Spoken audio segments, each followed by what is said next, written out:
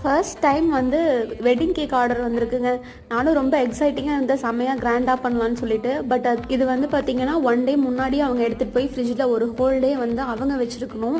So fondant works எதுவுமே வந்து பண்ண முடியாத சுச்சுவேஷன். அதனால் வந்து ஃபாண்டன்ட் ஒர்க் இல்லாமல் ஃப்ரிட்ஜில் இருந்தாலும் எதுவும் கொலாப்ஸ் ஆகாமல் இருக்கிற மாதிரி கேக்கு.